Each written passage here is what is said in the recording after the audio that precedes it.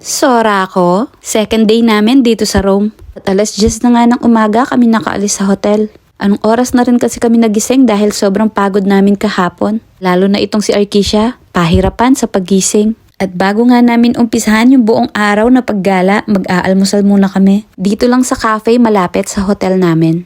Kasama na nga pala sa mga binayaran namin sa hotel itong breakfast namin. Bali pinapili nga kami ng choice na coffee na gusto namin at may kasama ng iba't ibang flavor ng croissant. Ang totoo niyan, hindi ganito ang ini-expect ko na isa-serve nila sa amin. Ang nasa utak ko kasi sinangag na kanin, itlog at tuyo. Alam nyo naman, tayong mga Pilipino, sanay tayong kumain ng kanin. Kaya talagang hinahanap-hanap natin. Pero syempre, nasa ibang bansa tayo, kaya tayo ang mag-a-adjust. Sora ako.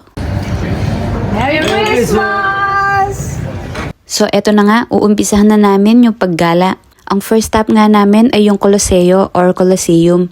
Ito rin kasi yung pinakamalapit sa hotel na pinag-stayan namin. Binigyan din pala kami kahapon ni Sir Herbert ng map. Yun na lang ang susundan namin para hindi kami maligaw. Sana nga ay mapuntahan namin lahat ng mga tourist spot dito. At eto na nga, sobrang saya namin dahil natanaw na namin itong Colosseum. Grabe, hanggang ngayon hindi talaga ako makapaniwala na nandito kami. Pangarap ko lang to dati. At ngayon, natutupad na. Sobrang saya lang talaga sa pakiramdam. Sa totoo lang, muntik na talagang hindi matuloy itong travel namin. Nanghihinayang kasi ako sa mga gagastusin namin. Until ma-realize ko yung pera, kikitain naman ulit yan. Pero yung experience at memories na makasama mo yung mga mahal mo sa buhay na mag-travel, yan yung hindi mababayaran at matutumbasan ng kahit anong bagay. Isa pa, wala tayong kasiguraduhan kung hanggang kailan tayo dito sa mundong ibabaw. Kaya, enjoy your life to the fullest. Sora ako. At yun na nga, nakakaisang lugar pa nga lang kami. May binubulong na itong si Arkisha sa daddy niya. Pabuhat daw dahil pagod na siyang maglakad. Eto naman yung artist na makikita mo sa mga gilid ng kalsada. Bali pinipaint niya yung mga tourist spot dito sa Rome at binebenta niya ng 10 euro each. Nakita ako sa TikTok, dun sa mismong bag niya, dun siya nagpa-paint. So nagtanong ako kung pwede niya rin gawin sa bag ko. Ang kaso hindi niya tinanggap dahil maliit daw yung bag ko. Sayang naman. So nagpatuloy na nga lang kami sa paglalakad para sa next destination namin. Sinusundan namin kung ano yung nasa map kahit hindi kami sigurado kung tama ba yung direksyon na pinuntahan namin.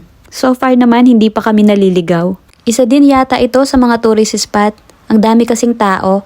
Hindi lang talaga kami sure kung ano ang pangalan nito. Niyaya ko nga munang umupo si Arkisha. Pinakain ko din siya ng chocolate para magka-energyng maglakad at hindi magpabuhat. Sora ako. Bago nga kami ulit maglakad, sinigurado namin dito sa map kung tama ba yung direksyon na pupuntahan namin. Dahil yung next stop nga namin ay medyo malayo-layo at sayang naman yung lalakaran namin kung maling way naman pala yung pupuntahan namin. Buti na lang talaga dinala ko yung chocolate. Effective dahil hindi talaga nagpabuhat si Arkisha hanggang makarating kami dito. At eto na nga yung Trevi Fountain. Sa lahat nga ng pinuntahan namin ngayong araw, dito ang may pinakamaraming turista. Sobrang ganda naman kasi talaga niya sa personal. May nakapagsabi nga sa amin na pwede ka raw mag-wish dito. Wala namang mawawala kaya sinubukan namin. Okay. One, two, three. After namin sa Trevi Fountain, kumain na muna kami sa restaurant malapit lang doon. Dahil nga sa sobrang gutom namin, hindi ko na yun na-videohan. May nakita naman kami nagtitinda ng chestnut sa daan. Favorite namin to ni Arkisha kaya bumili kami. Nagyaya nga munang umupo si Daddy JT para daw makain namin ng maayos yung mga nabili naming chestnut. Dito rin pinag-uusapan namin kung ipagpapatuloy pa namin ngayong araw yung pagpunta sa mga ibang tourist spot. Dahil sa totoo lang masakit na din yung mga paa namin. Sora ako. So napagdesisyonan nga ng lahat na ipagpatuloy na lang ito bukas, total marami na rin naman kaming napuntahan ngayong araw at para makapagpahinga na rin kami ng mas maaga. Kinabukasan nga maaga kami bumangon dahil ito na yung third day at last day namin dito sa Rome. Susulitin na namin itong buong araw na to para mapuntahan yung mga lugar na hindi pa namin nakita. So syempre bago ang lahat kailangan muna naming i-check sa map kung tama bang direksyon yung tinatahak namin. Sobrang laking tulong talaga nito dahil ito lang talaga yung sinusundan namin. Kung wala siguro to magkakandaligaw-ligaw na kami dahil yung mga building dito halos pare-parehas lang yung itsura. Habang naglalakad kami nakita namin itong isang simbahan at sa labas ang daming ibon. Kayaya namin si Arkisha na habulin namin yung ibon. Ang kaso natatakot siya kaya nagpa-picture na lang kami. Ayokong palampasin yung pagkakataon kaya ako na lang yung gumawa.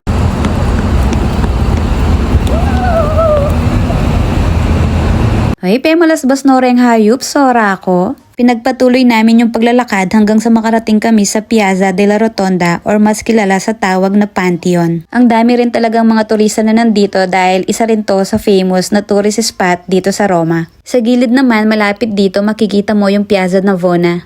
Sa mga pinuntahan nga namin, ito yung pinakamaliwanag, lalo na sa mga mata ni Arkesia. Dahil syempre marami ditong laruan at yung pinaka-favorite niya, yung carousel.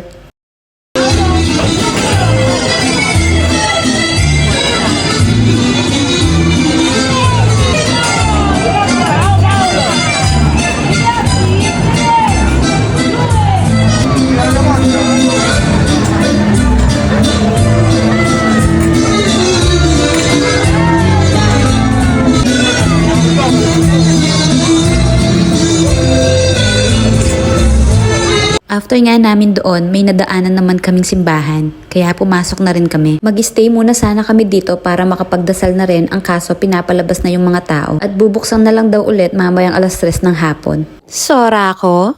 Dahil limited nga ang oras namin, hindi talaga kami nagtatagal sa mga lugar na pinupuntahan namin. Siguro nasa 5 to 10 minutes lang kung magstay kami sa isang lugar. Para makapagpahinga lang yung mga paa namin. Lakad kami ng lakad, 'di ba? Sa totoo lang, ma-enjoy mo talaga ang view dito sa Rome kung maglalakad ka lang papunta sa mga lugar na gusto mong puntahan. Dahil halos karamihan magkakatabi lang. Pero meron din talagang iilan na malalayo. Pwede ka namang sumakay ng train or metro kung gusto mo. Lalo na nga kung may kasama kayong bata katulad namin. Pero itong si Arkesia parang sanay talaga sa lakaran. Paminsan nagpapabuhat din talaga siya, pero mas madami pa din yung lakad. Kakabilib nga dahil nakakaya niya yung mga ganitong kalalayong lakaran.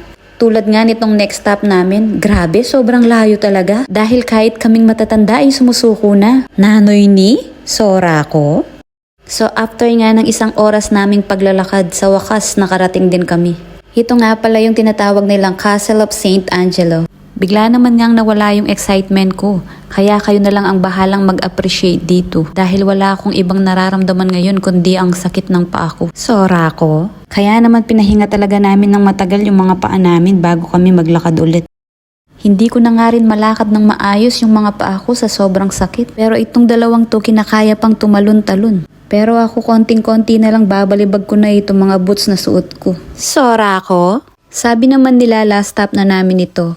Kaya naman kahit papilay-pilay na yung paglalakad ko. Sige, tatapusin namin to. Nandito nga pala kami ngayon sa Vatican City at itong nakikita nyo ay yung St. Peter Basilica. Sobrang ganda at sobrang lawak nito. Sinadya talaga naming bumalik dito sa Basilica dahil gabi yon nung una kaming pumunta dito. Yun nga yung unang video na nagsimba kami at sinalubong namin dito yung Christmas. At ito na rin yung magiging last stop namin dito sa Rome. Bago bumalik sa hotel, kumain na muna kami at namili na rin ng mga souvenir. Sumakay na rin kami ng metro pabalik para mas madali. Sora ko?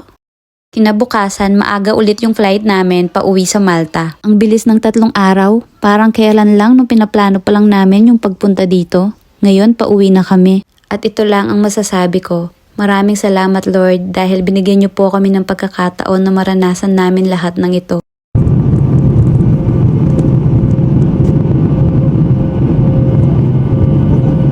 After 1 hour and 30 minutes, we landed safe and sound. Sora ko?